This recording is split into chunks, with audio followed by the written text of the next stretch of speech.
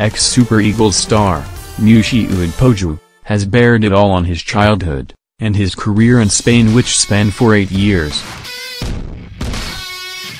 Adepoju made a surprise declaration on how he was pressured to get a Spanish girlfriend so as to facilitate a move for him to the senior team of Real Madrid, who has at that time only picked 3 foreign players among their senior ranks.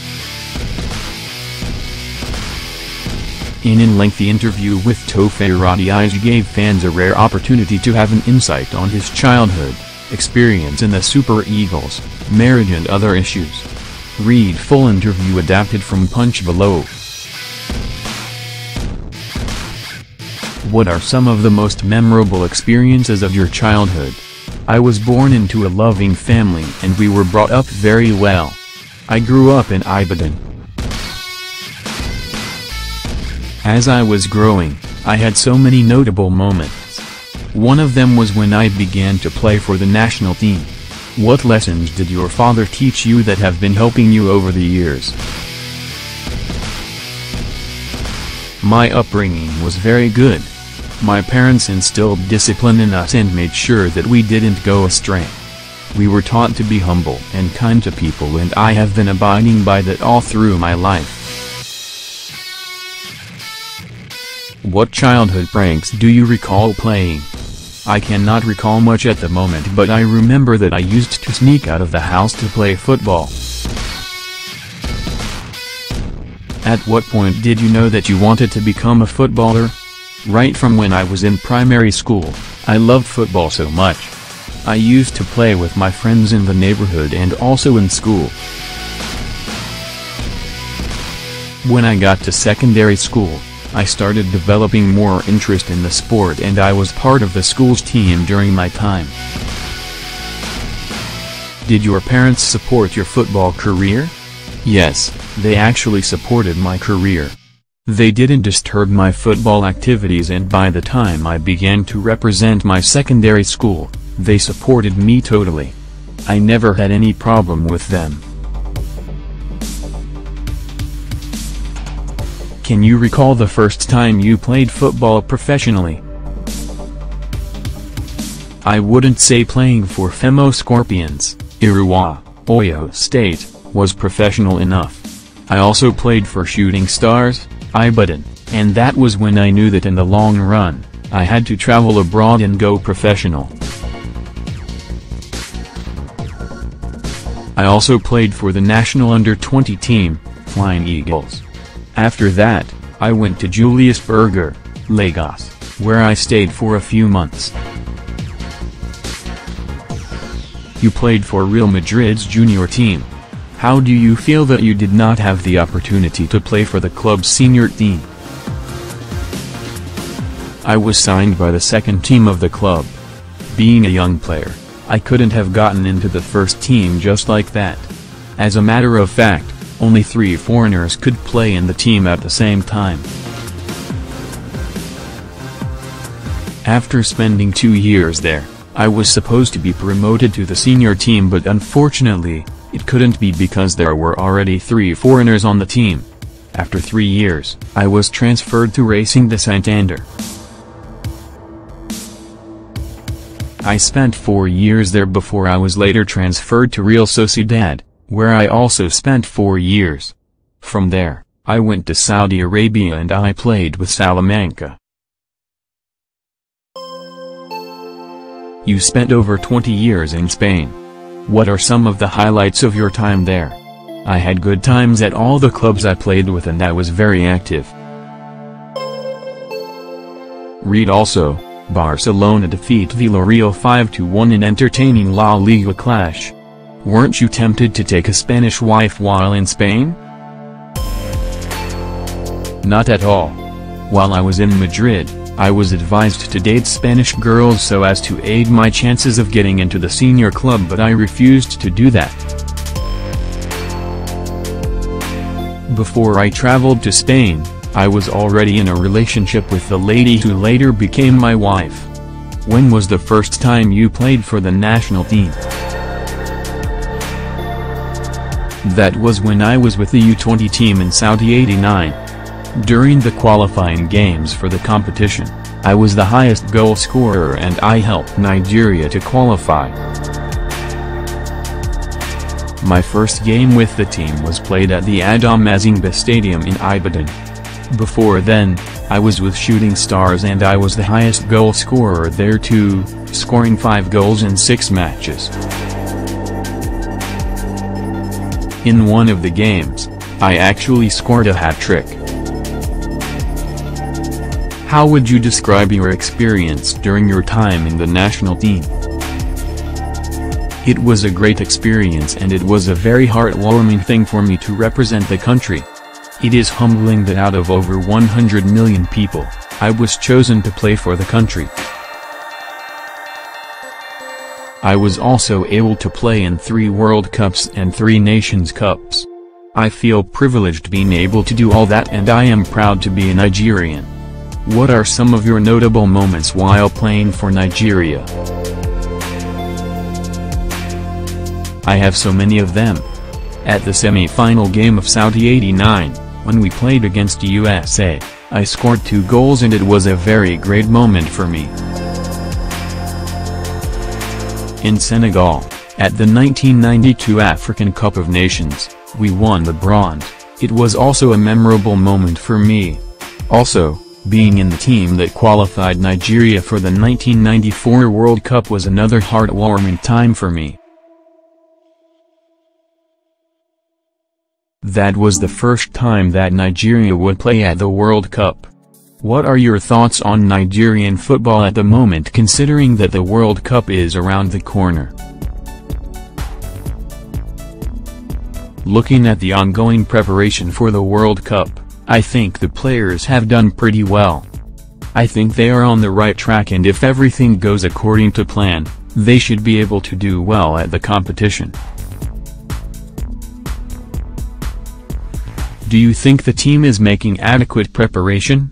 People have different opinions but I believe that they have been preparing well. I think they are on the right track.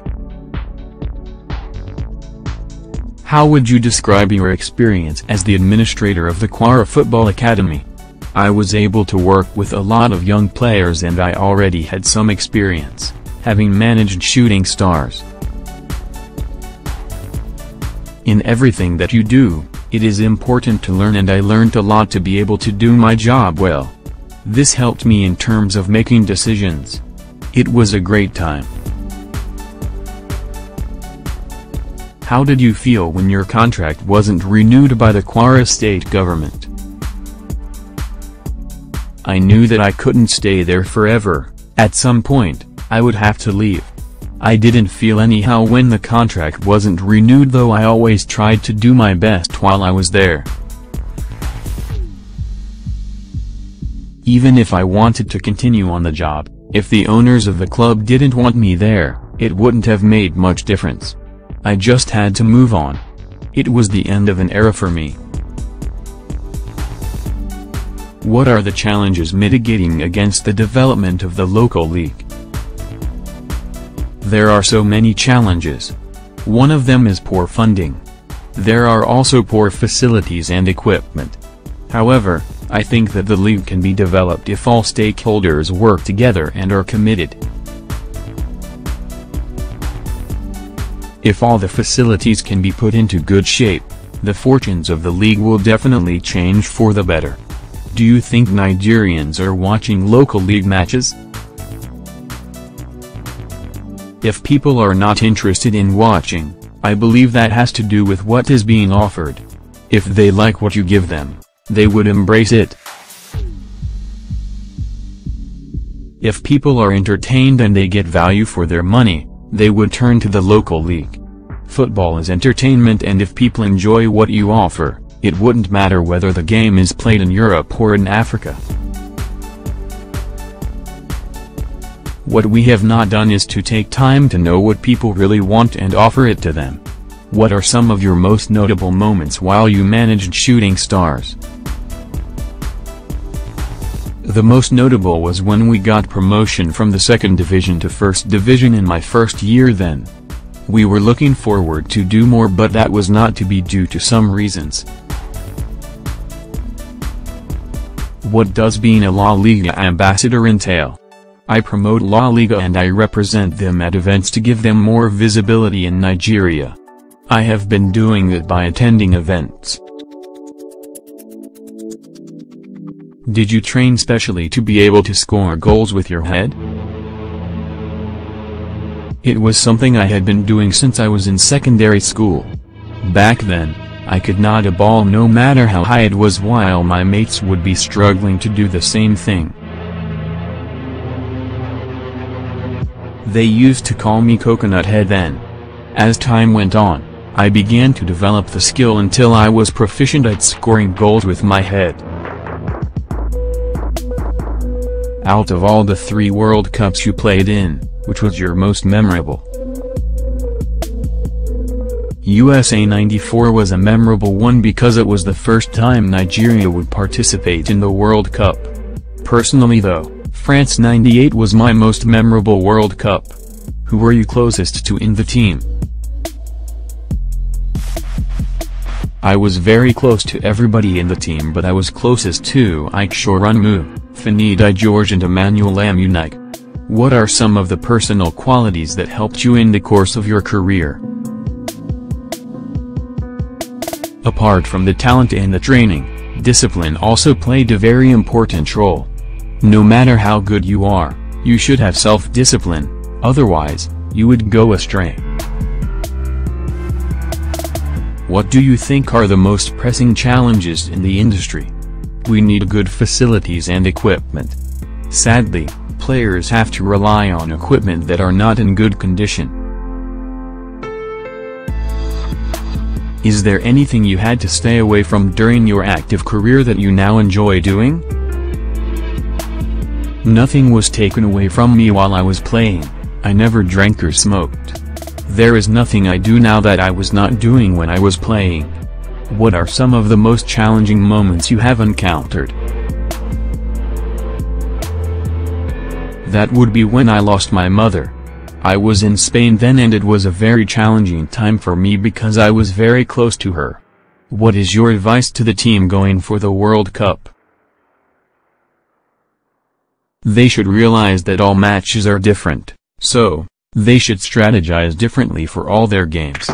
It is believed that footballers often indulge in drinking, smoking or womanizing. Which is it for you? Like I said earlier, it is very important to be disciplined. I never engaged in any of those vices. I live very simple life. A lot of women must have flocked around you in your heydays.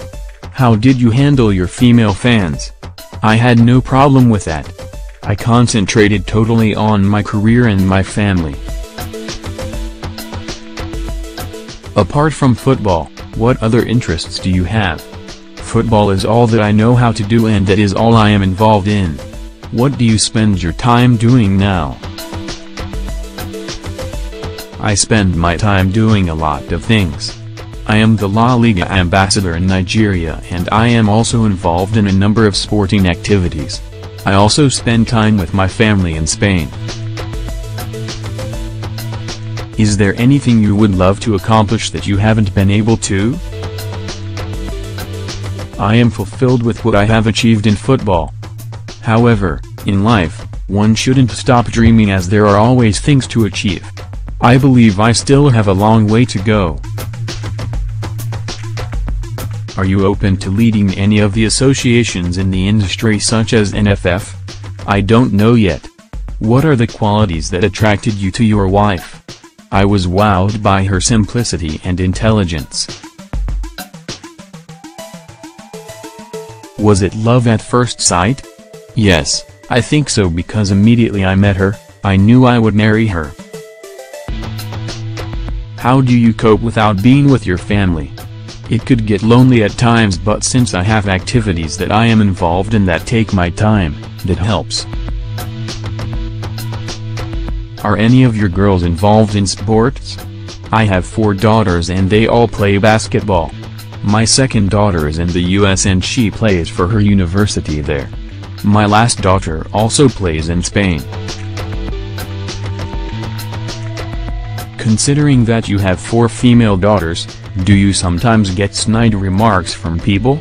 Yes, people sometimes call me father of girls, but it takes nothing away from me. I am so proud of my children. How do you like to dress? I always like to dress simple. When going for events, I wear whatever the occasion demands. How do you relax? I play squash and football. I also visit the cinema. Adepoju is a former Super Eagles star who played mostly as an attacking midfielder. He played most of his career in Spain, amassing 175 La Liga games and 22 goals over the course of 7 seasons, and mainly representing Racing de Santander and Real Sociedad. Adepoju has appeared in 3 World Cups and 3 Africa Cup of Nations for Nigeria.